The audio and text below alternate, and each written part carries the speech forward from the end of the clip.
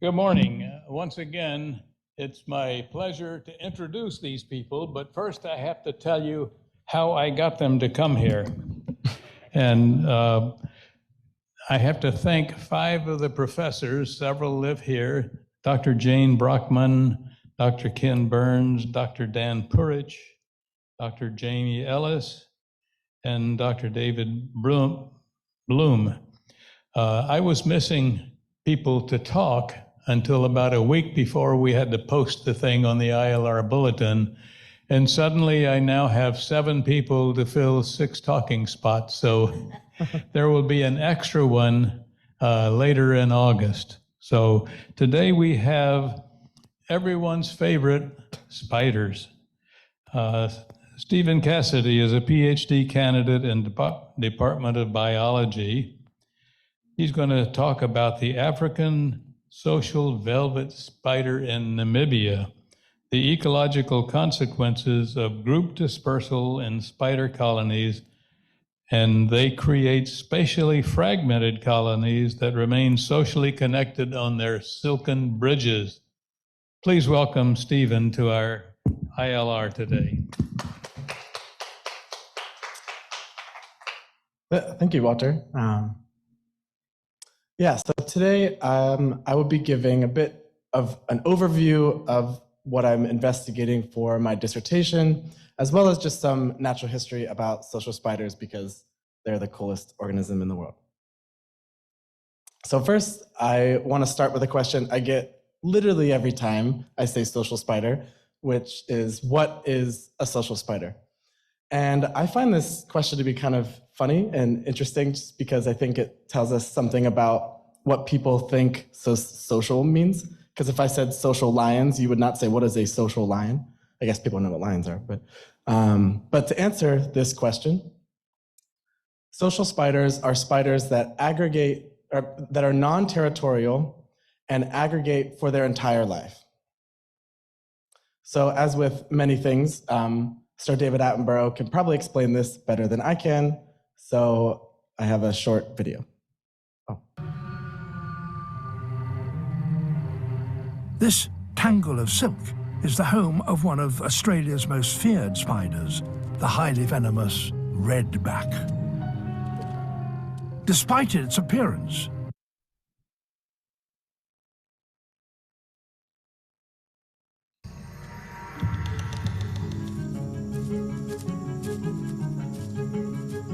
spiders are usually solitary, but these spiders are different. They're social.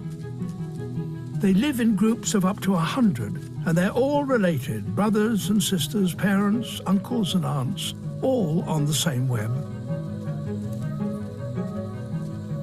They live side by side and hunt together.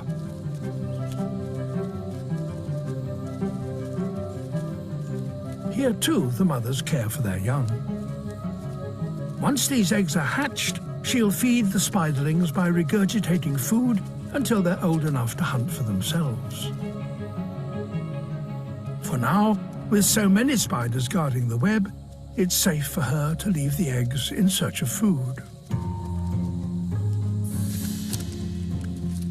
This mantis is far too large for any single spider to attack.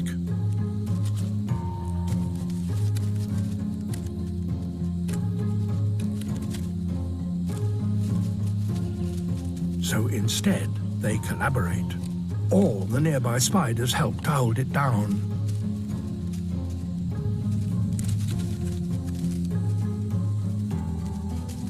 Even the smaller, young spiders lend a hand.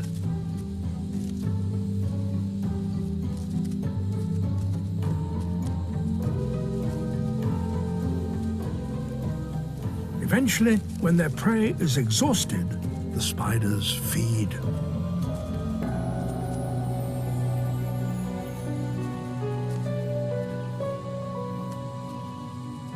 It's not unusual for spiderlings to eat the bodies of older spiders that have died in the web. In fact, in some species of social spider, the mother always dies when the spiderlings hatch, and they feed on her corpse. So the generations pass and the family thrives. This vast web will persist for perhaps 5 years until eventually the family moves on.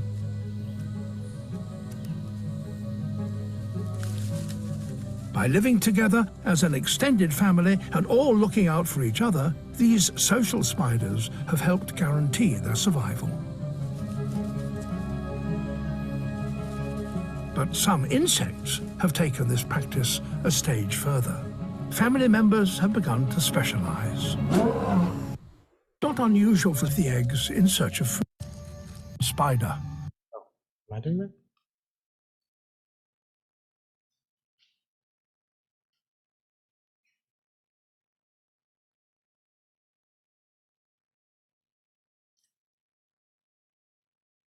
If you click the arrow, okay. Thank you. Okay. Yeah, so hopefully that didn't creep too many people out. I could watch those things for hours, and I have, actually. Yeah, so sociality in spiders is really a global phenomenon. So but it's actually also quite rare, which is somewhat of a paradox, I think. So there are 50,000 spider species in the world, but only 19 or 20, there's a debate, are actually completely social. But these social spiders live on nearly every single continent across much of the world. And so this is not something that's just sort of some specific forest or set of conditions that leads to sociality. And out of these 19 social spiders, there are 16 independent evolution events, which basically means that it's not like sociality evolved once and then, a bunch of species came out of that single evolution event of sociality. I study the Southern African species, so they persist in this region here. And yeah, so the most well-studied species are the Stegodiphyus demicola and the Anolosimus eximius, so sort of like the South American species and the Southern African species. So a lot of the research we know about social spiders is really done in these two systems primarily. So just to talk a little bit about the sociality spectrum in spiders, there are sort of 3 types of socialities, one being colonial spiders. And these are spiders that are territorial, but they live either periodically in social colonies or permanently in social colonies. And so this picture here on the left shows, hopefully you can see, there are sort of separate orbs that are connected by a common scaffolding. And so they will live either temporarily or permanently in these structures, but they are territorial. So they will stick to their individual orbs, and if they end up too close to another spider, that spider will become aggressive. The sort of second tier of sociality in spiders is the subsocial spiders. So these spiders are non-territorial, but they're only non-territorial at certain periods of their life cycle. So most of the time, they're basically not aggressive towards each other when they're juveniles, and then when they become sexually mature, they basically disperse and become less tolerant of other spiders. And then there are the social spiders, which is the subject of this talk. And these spiders are, like I said earlier, non-territorial for their entire life cycle. So the social spiders build webs that are sort of these masses that are a mixture of different types of sheet and tangle webs. It's just 2 different types of webs. The orb webs that you see, maybe with the banana spiders, those are basically just sheet webs. They're these 2-dimensional flat surfaces. But the tangle webs are a bit more complicated. And so, yeah, they kind of have this mixture, and it gets a bit complicated. So there are many things that drive the evolution of sociality in spiders that we think has caused all these independent evolution events all around the world. And spiders either start out as solitary, or most of the time, they become subsocial as a sort of stepping stone to eventually being fully social. And so on this top panel, this is sort of pretty much the conditions that leads to spiders becoming fully social, where they either are solitary or subsocial, and under conditions of increasing predation pressure or a lot more rain, more precipitation intensity, as well as a sort of requirement of larger insects, leads to increasing sociality. So sort of like as these things are increasing, there's more of an occurrence of social spiders and less likely that they would just be subsocial or solitary. For the colonial spiders, they all start off as solitary evolutionarily, and as insect abundance increases and pretty much fewer points of attachment is also increasing, the evolution is basically pushing these, selecting for spiders to become more colonial. But in both of these scenarios, there seems to be pretty much short-term benefits with diminishing returns. So what that basically means is that at first, as they become social, there are these small social colonies. Colony size is basically just it's number of individuals. So at first, as you start increasing the number of individuals in your colony, there are these huge fitness benefits for both colonial, more for social, but for also colonial. And fitness benefits basically just means more offspring. So they're basically able to increase their reproduction at a increasing rate. But the diminishing returns basically comes after sort of an intermediate colony size, the fitness or number of offspring that they can produce starts to decrease in both scenarios. And the interesting thing about the social spiders is that for colonial spiders, their fitness of one basically is sort of like equivalent to just being alone. So when colonial spiders are alone, they're doing all right. Their population growth is stable. But when social spiders are alone, their population, they basically have a lower chance of survival. And their population is decreasing because they can't replace themselves for reproduction. So they basically need to be social. But they think that this sort of short-term benefit and long-term diminishing return could actually be leading to declines in social spiders, and some people refer to them as evolutionary dead ends, which basically means that sort of once that trait evolves, they basically need to be social, but over long evolutionary timescales, they can't persist because their populations their sizes start to get too big to the point where it's sort of unmanageable. So just to sort of give like a brief overview, I'll walk you through this table of the 3 different social systems and just sort of how their traits might differ. So for colonial spiders, their colony structure is single to multiple families, which basically means like lineages. So a spider can be a single family of spiders that all remain connected, but through this scaffolding that I mentioned earlier, or multiple. They can persist for multiple generations, so it's not just sort of like a yearly thing and then the colonial spiders collapse. They outbreed, which means that they don't reproduce with their related individuals. Their sex ratio is a 1-to-1, which just means that the number of males on the colony is equal to the number of females.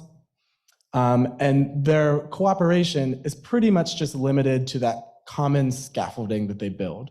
So they'll sort of tolerate these point connections at the outside of their webs, but that's pretty much their cooperation. They don't collectively attack prey together, and they don't care for each other's young.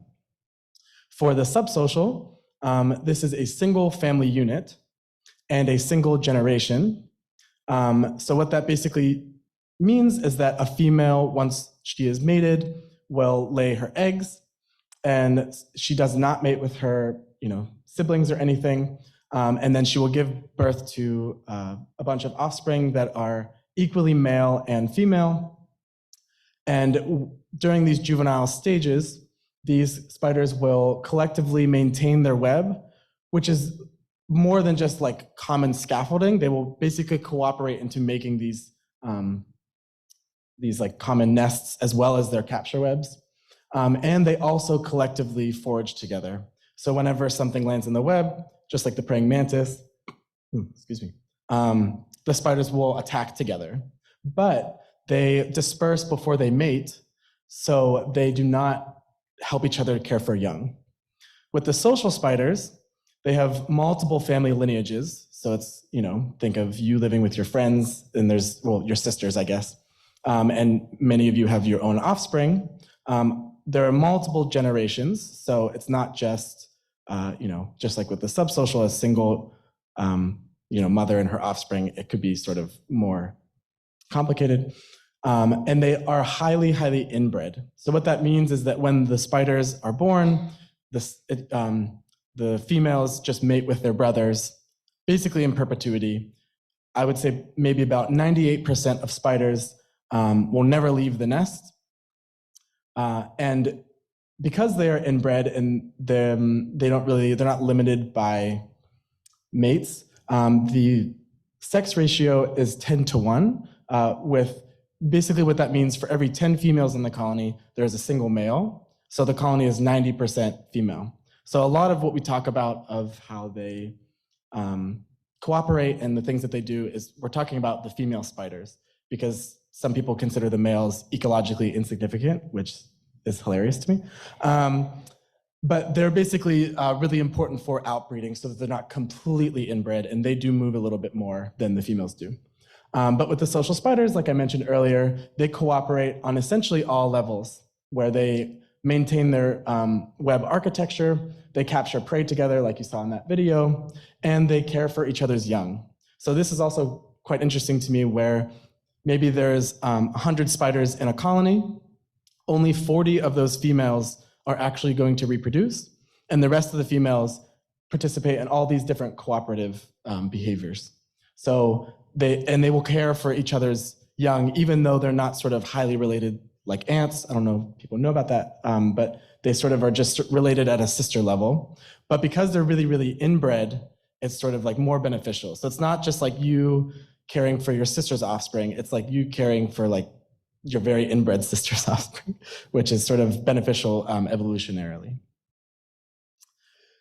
So normally, these spiders build singleton nests that they surround by their capture webs. So these are the two species I mentioned earlier. This is the South American species, Anolosomus eximius, and this is the Southern African species, Stegodiphyus demicola. So as you can see, these are these sort of discrete nest structures that, this is hard to see, but there's sort of capture webs that go in this direction. And for the Southern African species, this is a sort of discrete nest structure, but then they make these sort of two-dimensional sails that emanate in several directions, whereas these are sort of like these three-dimensional capture webs that go above and also support the weight of the nest. But often these spiders will create these, there will be basically colony fission events or fragmentation events, where colonies will have these spatially separated nests. This is the Anolosomus nests that are connected by this common capture web. And then in the Stegodiphyus, you can see that there's all these nests that are here, and they're connected by these large sails that allow for social connections. And these can be severed just by random events. The spiders, to my knowledge, don't really do it on purpose. They're kind of stupid, which is fun to measure behavior because they barely behave. So just to take a step back and explain what fission-fusion societies are, these are basically really common social dynamics across many systems. So basically what a fission-fusion society are these groups of animals that have a flexible social structure. So it's not like, in an ant colony, they are always social, they will always be social, and that's the end of it. And they will always pretty much be together. Well, their nests can fragment. Anyway, sorry. But there is these frequent joining and splitting of the social groups. And so if you think of maybe like a flock of birds, you might see flocks of birds moving in unison, but then you might see sort of like a little split off of another flock of maybe a smaller group or equal sized group. And so those are fission events where they sort of split up, but maybe something else happens.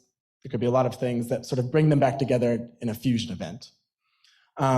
And so fission can happen for a lot of different reasons, but some of the more common ones are mortality events. So maybe if you think of an elephant group, the elephants have sort of this really important matriarch, and potentially if she dies, it could break the social cohesion of the group and result in these fission events.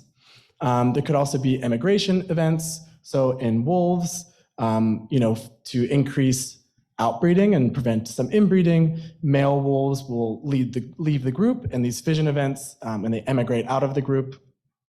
And fusion events can happen similarly for a lot of different reasons. Some of the more common ones are basically they are kin groups. So it's essentially families that are recognizing kinship or relatedness that come back together, or for mating events. So if you think of maybe when, sometimes deer are more separate, but during the mating season, they come into common groups together for mating purposes. And then foraging is probably the most common reason that groups will both fragment and fuse.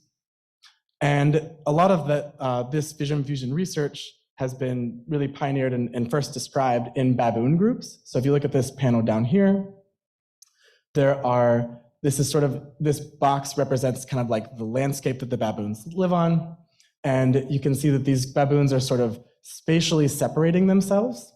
And this is usually to take advantage of patchily distributed resources, in this case, bananas. And so you can see that these groups this is sort of like the same landscape, but this is just kind of like a resource map.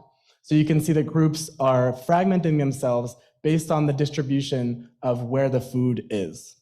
And so this is pretty much like a more efficient way to forage when resources are patchily distributed, because if all of the baboons ended up at this one patch of bananas, they're basically leaving these other patches of food vulnerable for other things to eat it. And so by splitting up and then fusing back together, they can maximize their benefits for foraging. Now, I can't really say that word. In nest building species, the nest building species kind of build these more permanent structures. And so their flexibility to fragment and fuse is a bit more limited because they really invest in specific locations. And so in nest building species, this is known as polydomy, where single nests, if you think of like an ant mound or a spider nest that is just a single nest, these are called monodomous. It's kind of hard to see, it's in white up here. So monodomous nests are just these single nests that are not spatially separated. But there are, if you think of ant mounds, times when, especially with fire ants, there are times when there are multiple ant mounds that ants will move in between. So these ant mounds are not connected underground, so they're spatially separated, but they remain socially connected. And these social connections are usually in the form of individuals moving in between the nests. So you can see the ants maybe moving here, you can see spiders on these webs moving in between, or potentially just transfer of resources. And so polydomy is considered to be a nesting strategy essentially exclusive to ants and termites, with ants being the most notable example with hundreds of species. And in fact, every single invasive ant pretty much in the world is polydomous. So this is a strategy that can really make you a successful invader and competitor in your ecosystem. And it's for similar reasons of decentralized foraging, and for ants, they're just very efficient, so it increases efficiency in certain conditions. But my research, I think, shows that social spiders also form these polydomous colony units. And so this is not something that scientists really think about in the social spiders, so that's basically, I'm gonna be that guy. So to talk about how these social spider colonies are founded, there are two different types of dispersal. There is solitary dispersal, where individuals will create a silken parachute and fly to a new location and build a new nest. So this dispersal mechanism creates monodomous nests. But often, spiders will perform a behavior called group dispersal. And so what this means is that groups of spiders walk across silken bridges that are either already there or they build for this purpose to nearby locations, usually on trees or fences, and they build new nests. But because of the mechanism of dispersal, just walking across a bridge, and they don't sever that connection on purpose, they end up creating these patchily distributed nests that are socially connected by these sort of like silken highways. So this creates a polydomous colony. And just to be clear for the rest of the talk, when I refer to the word nest, I'm referring to these sort of discrete silken nest structures that the spiders will sort of retreat into. And when I say the word colony, I'm referring to the entire unit that is socially connected by capture webs. And people don't really think about polydomy being a trait in social spiders, but they do study this behavior of group dispersal. And so of all of the social spider species, here they're listed to be 20, 9 of them have been found to actually do group dispersal. And so they haven't described them as polydomous because a lot of the times they just sort of observe that these sort of satellite nests are being built, but they don't really pay attention to whether or not they're socially connected. And the other sort of third of the social spiders, it's not even known if they even do group dispersal. So this could potentially be a very pervasive behavior in these groups, in this sort of group of social spiders, but people are kind of ignoring it. So. There are a lot of potential hypothesized causes of polydomy creation via group dispersal. Those causes include disturbances, so maybe a tree falls on a nest and it makes spiders split. Prey availability, so when prey is very abundant or less abundant, it sort of is it makes spiders seek out other strategies to find food, which seems to include polydomy. Increased predation and increased parasitism. So these two are sort of lumped together as kind of natural enemies. So these are things that can cause threats to the colony, and by fragmenting, they could be potentially spreading risk among the nests. So, if there's a big predation event, if you have a single nest or parasite or sort of disease outbreak, if you have a single nest, the nest can get sort of more decimated. But if you are fragmented, you basically spread out the risk across multiple nests. But the consequences of polydomy are pretty much completely unknown because they don't really look at colonies with the idea that they are cohesive colony. They don't look at nests that are connected with the idea that they are cohesive colony units. So this is basically the types of questions and for the consequences of polydomy that I'm interested in my dissertation. And so in this talk, I will be focusing, so I basically currently only have data to sort of answer some of these questions up here for body condition, altered collective behavior, and social isolation, because I basically finished my field season 2 months ago. But for these last questions, I will basically pose some questions and maybe talk a little bit about what I'm looking into.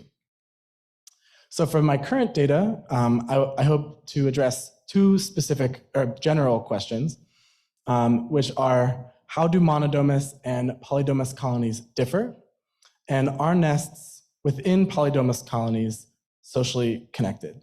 So this is pretty much attempted to establish a baseline for whether or not these are even sort of like cohesive colony units and how they might differ from groups that do not fragment or have not.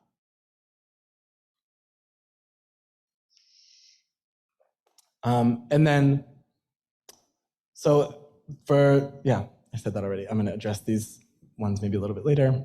And so for my future work, the type of questions I'm hoping to answer are, can being polydomous protect against natural enemies? Do polydomous nests have more variable diets because of this unique nest structure? And does polydomy yield unique microbiome dynamics? So as I've sort of mentioned a few times, the focal species that I am answering these questions is Stegodiphyus demicola. This is the South African social spider, and it's widespread across large swaths of sub-Saharan Africa, mostly in the drier regions. And they build colonies that have dozens of individuals, up to potentially thousands of individuals, and they surround their nests. They create these sort of like discrete nest tunneled structures that they can surround by capture webs. And like I mentioned, they live in cooperative societies, and often across their populations, they build these polydomous colonies where each nest is circled in blue here, and they connect by this pretty incredible capture web. This is basically 2 of my wingspans wide, so it's pretty fun to find them. And you can see them sort of catching prey there, which again, I could watch for hours. And these polydomous nests can get quite enormous. Not as big as the South American species where there can be 50,000 spiders, but this was pretty much the largest polydomous colony that I've ever personally observed. Unfortunately, it was before my PhD, so I couldn't really study this one, which is kind of a bummer. But you can basically see, hopefully, that they're kind of from this bush and along this huge fence, which is a length of about 15 meters, maybe the width of this room as a single colony, which is pretty cool. And this colony in particular was something that I kind of like sparked a thought where, we were calling these like, oh, they're probably the same colony, but it's kind of like, these spiders don't move much. So it's kind of like, are these spiders really interacting socially with these ones? I don't know. Yeah, so just from this picture, you can see that all the blue circles are different nests that you can see in the picture. There are actually some you can't see in the picture, but were there. So this colony had 45 nests, which is pretty incredible. Most of them will have just 1 to 5 nests, like 98%. So with my current data, I hope to address these specific questions, where what is the prevalence of polydomous colonies across observed populations? How does body condition differ between monodomous and polydomous colonies? How does polydomy affect collective behavior, collective prey capture responses? And do spiders move within these polydomous colonies, and what factors might contribute to this movement? So for prevalence, we drove hundreds of kilometers along roads, and we counted every single colony we could see and scored them for being polydomous or monodomous. And we did this in 2 distinct ecoregions, in the north of Namibia, in the wetter Angolan Mopane woodlands, and in this drier Garip Karu deserts. So this is sort of like, these regions here are the Kalahari Desert, and this is getting into sort of more African savanna as you move north. And we were able to observe over 1,400 colonies. And what we found was that about 20% of colonies are polydomous in the wild. And this is consistent across both ecoregions and at larger and smaller sample sizes. So these are the 2 different ecoregions, and this is basically 100% of the colonies we found in the wetter northern ecoregion, and these are the 100% of the colonies we found in the south. And as you can see, it's basically identical, which is kind of crazy to me, because these are pretty different ecosystems. And the sort of differences in sample size, in the north we found 1,200 colonies, in the south we found less than 200. That's reflective of just sort of the natural distribution of the colonies in these 2 areas, where the north is wetter, there's a lot more plants, the vegetation is a lot more dense. So for body condition, we measured a sort of subset of the colonies we got a census for. Each colony is represented by a blue dot on this map. And we measured lots of colony traits to answer some of our questions. We removed thousands of spiders by ripping the colonies apart, and from hundreds of nests across 80 colonies, and measured their body mass and their body size, and used those measurements to calculate a scaled mass index, or SMI. This is basically just a fancy equation to assess the nutritional state of individuals. And what we found, this is kind of hard to see, but for monodomous nests, their body condition, their SMI, was 15% higher than the polydomous nests. So polydomous nests contain basically more malnourished individuals. When we broke this up between the different ecoregions, a pretty interesting pattern emerged, where the wetter ecoregion, represented by these green colors, had a 10 to 40% lower body condition than the drier ecoregion, which is kind of interesting. You would maybe think it's wetter, there's more food, but they seem to be doing much worse. And there is no difference between the body condition of monodomous colonies and polydomous colonies. So that sort of disparity we were finding when we averaged everything kind of disappeared. But in the desert region in the south, shown in these brown colors, there is a huge disparity where monodomous spiders within monodomous colonies are almost 40% healthier, essentially. So each individual dot on these graphs is an individual spider, just to be clear. To assess prey capture behavior between the two different types of colonies, we placed a beetle, this tiny red black dot, and a piece of paper in the center of the large capture web, and we vibrated it with a vibrating toothbrush. For 12 minutes, we vibrated the paper to keep things consistent, and we vibrated for 12 minutes or until spiders successfully attacked a beetle that we placed in the web. And we measured their attack speed and their number of attackers. And what we found was that there was no difference between the monodomous and the polydomous colonies in either number of attackers or the attack speed. So basically, monodomous and polydomous colonies both mostly use a single individual to attack prey, at least initially, and that they both pretty much attack at about 0.5 centimeters per second. Lastly, we measured their movement, where we went to colonies that we found in the wild that were already polydomous, and we took subsets of spiders from each connected nest that was present, and we marked those spiders that you can see here. We used Sharpie markers and just sort of poked them, which is kind of funny. And so in this example, we marked a bunch of spiders from this colony as purple, these ones as yellow, and these ones as green. And we returned to these colonies a week later to assess whether or not spiders sort of stayed at home or moved to a connected adjacent nest. So what we found was that spiders are definitely moving in between. There's variation in the distance between the nests, but I'm still trying to figure out how to analyze that. But in general, every colony had spiders move. So there's either potentially from a 5% probability that spiders from a nest will move to another one, or up to a 50% probability. So if you we wanted to see if the number of spiders in a group or the individual condition of individual spiders might affect their movement. And so on this figure on the top, on the x-axis is number of spiders or group size, and on the y-axis is the probability that spiders from a colony will move. And so that's sort of where you get this range of maybe 5% of spiders are moving versus like 50%. And basically what we found is that there is no relationship. So it doesn't matter how large your colony is, your spiders are gonna move are at sort of like a random probability.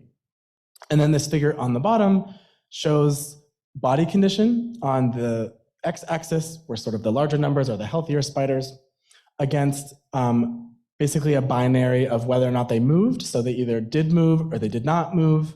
And these are only marked spiders. So what we found here was that it didn't matter how healthy you were equally likely to move or not move. So all types of body condition spiders are either staying home or dispersing to a nearby nest. And this is particularly interesting once you consider the food competition dynamics within a nest or a colony, where food is not really equally shared. So, it's nice to talk about how they're so cooperative and all these things. They're not aggressive towards each other, but they're not exactly like happy that their sister is trying to eat their food, which I can relate to. So basically, because of this food sharing inequity, spiders, it's basically driving the creation of new nests from another study found. So basically, spiders, maybe this purple nest was the original one. Actually, it was probably the other one. The yellow one was probably the original one. And the way that I think about it is that spiders are sort of perceiving food in their environment. So in this study, they kind of added a bunch of food. And when they perceive food, but they're still hungry, these spiders walk across their bridges to build nearby structures, because they basically are thinking, I can't get food because these sisters are bullies. And so they're trying to escape their bullies by fragmenting their groups. But I think my data suggests in this sort of how body condition affects whether or not they're moving, what this shows is that the bullies just follow them, because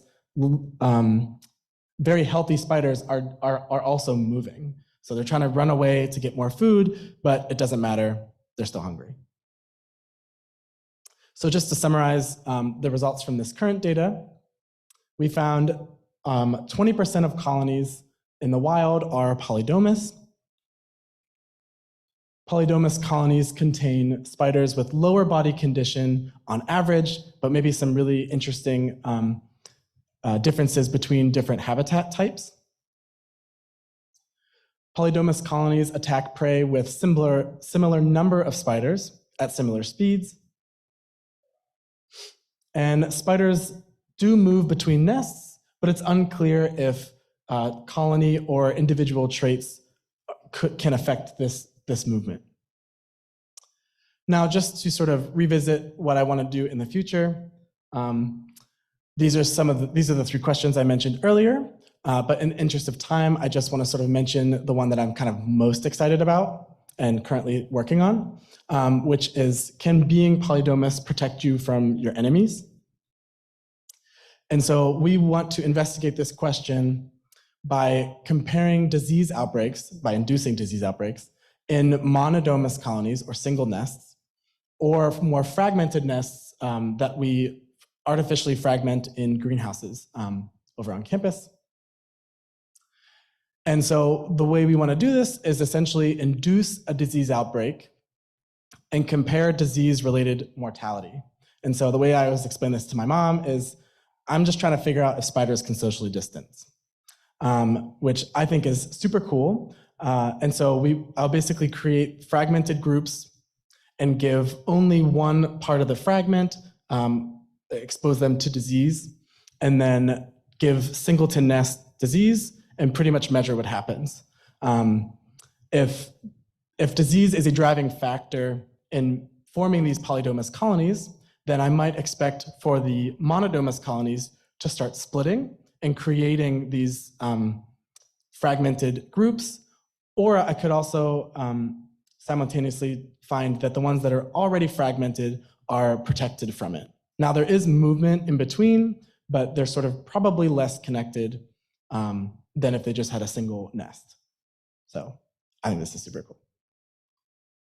Yeah, and with that, I would just like to say thanks to all my amazing collaborators, especially my field team, who each individually measured thousands of spiders. My lab mate, Eric Trotman, my advisor, Nick Kaiser, all the different people that gave me advice and entered data, which ended up being like 20,000 data points. My collaborators at the National Museum of Namibia, who made it possible to bring the spiders out of the country, and the University of Namibia and the University of Florida and the Animal Behavior Society for their funding. So with that, I'll take questions.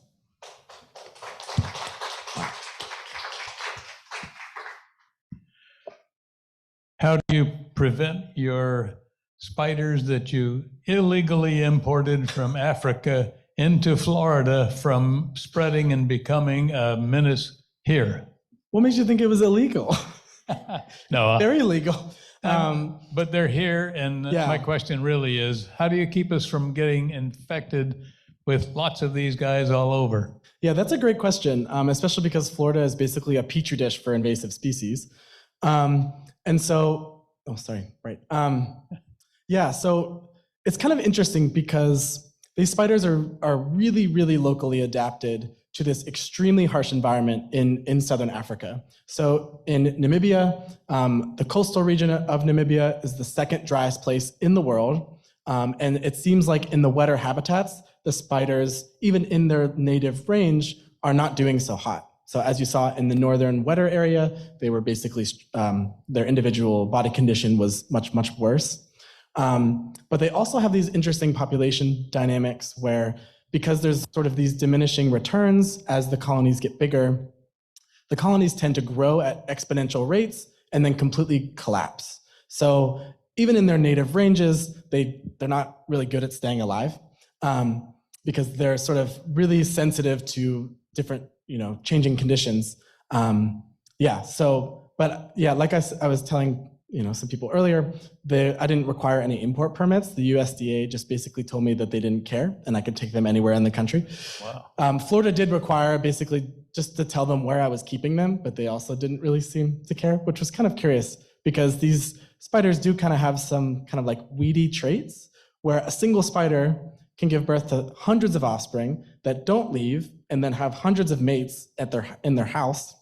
But to be sure, I'm just keeping them carefully, like in greenhouses or in growth chambers.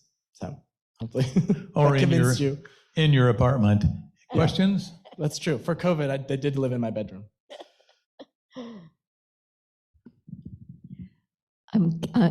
Thanks very much.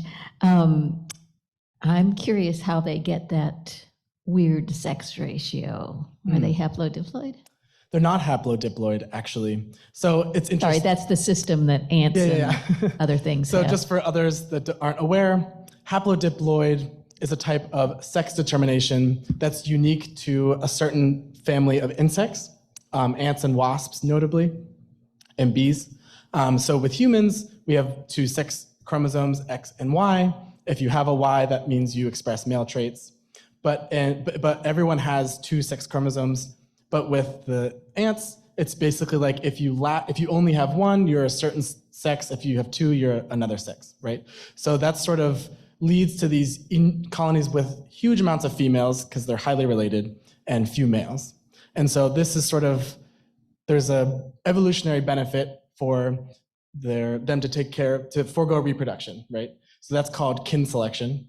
And so in the social spiders, this is sort of contentious thought that there could be evidence for what's called group selection. So rather than selecting for specific lineages with specific DNA, evolution is actually selecting for different group compositions.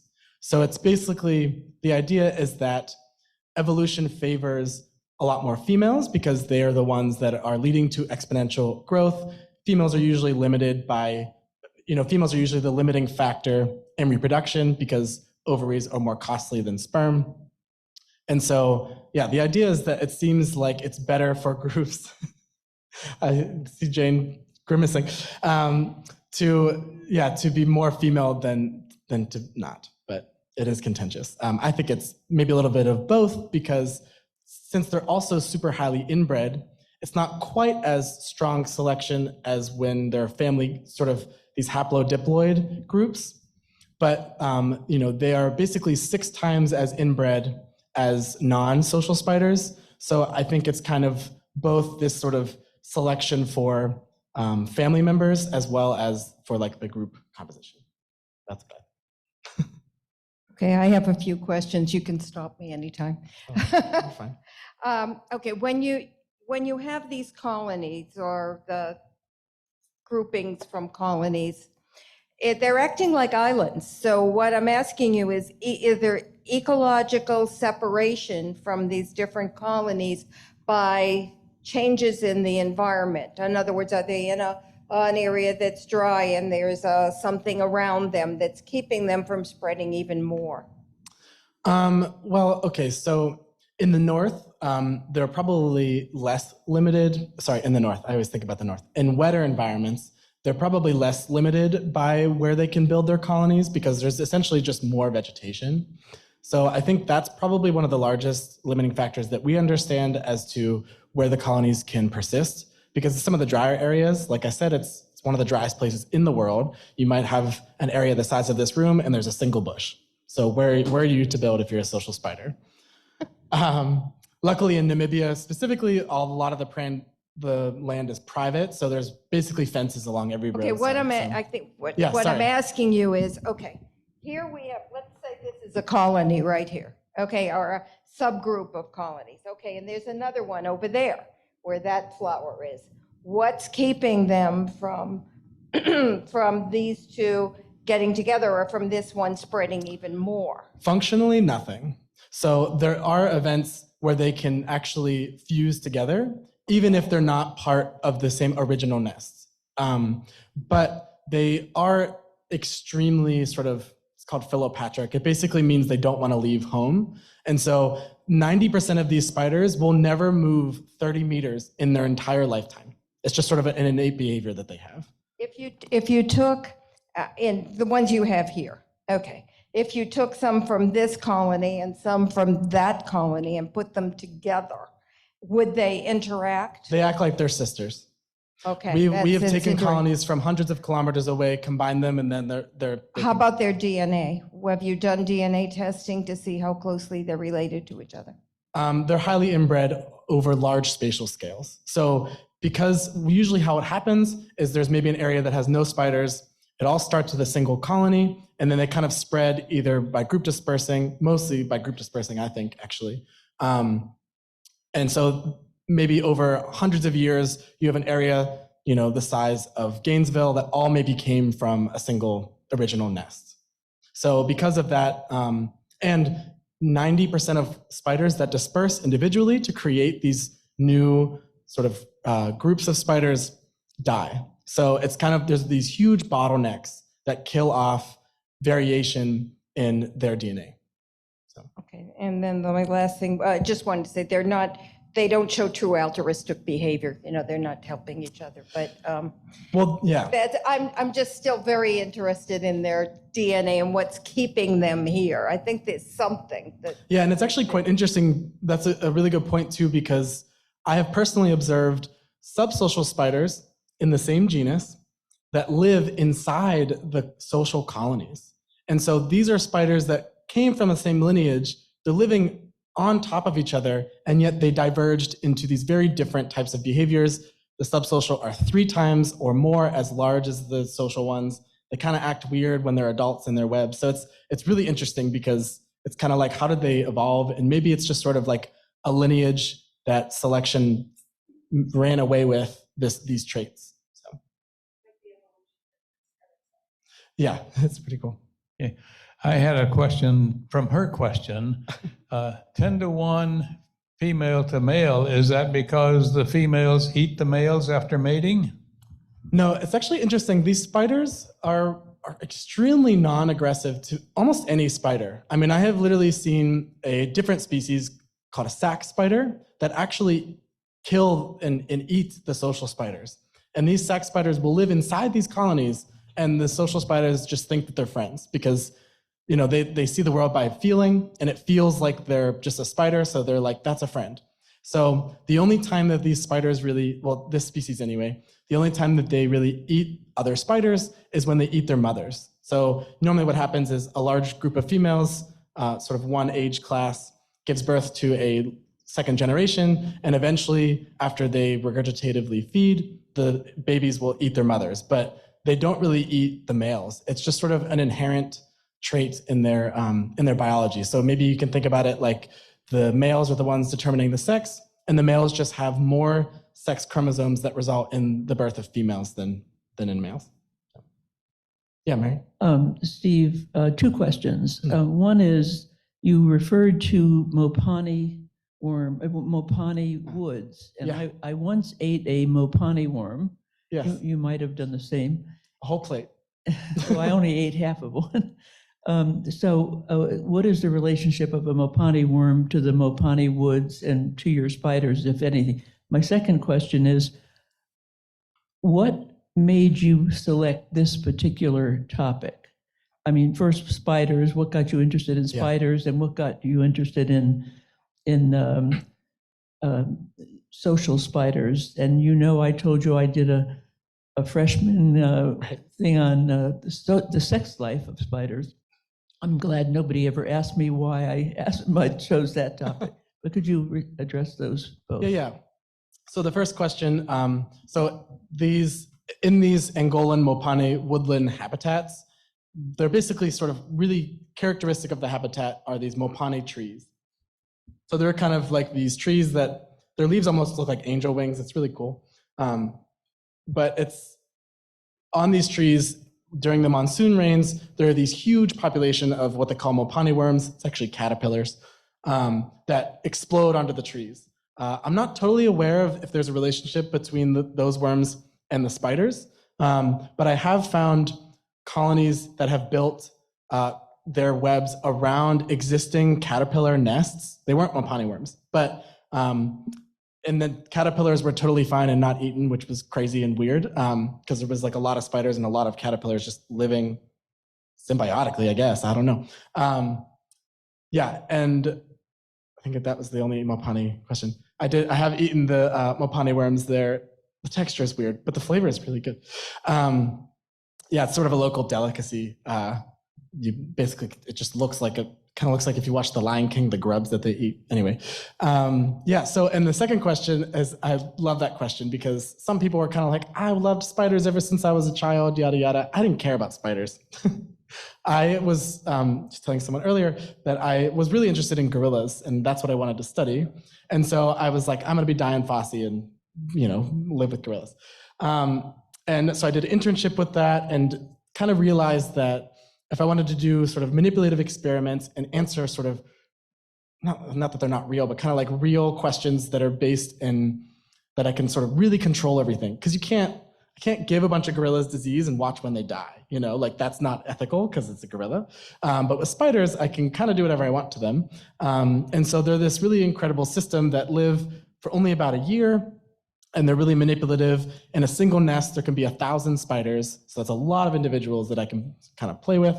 But I also knew I wanted, the gorilla dream died, but I knew I wanted to do international field work because I kind of wanted to get out in the world and see things. And Africa and the Amazon rainforest were the two things I was like in love with as a child and made me want to be an ecologist. So I basically had a professor that studied these social spiders that was that taught me animal behavior in undergrad. And I basically pestered him for 2 years, very persistently, but not annoyingly. It's a nice balance to walk.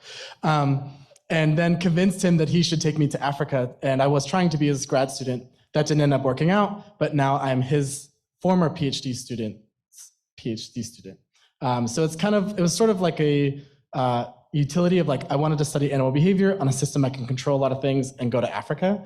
And then as soon as I was there, I was like, this is the weirdest animal I've ever seen, and just became obsessed because spiders are interesting, but social spiders are crazy. So that was kind of my journey with that. Any questions on Zoom? No, but you have something you want to share, don't you? Oh, yeah. Oh, there's one more question before.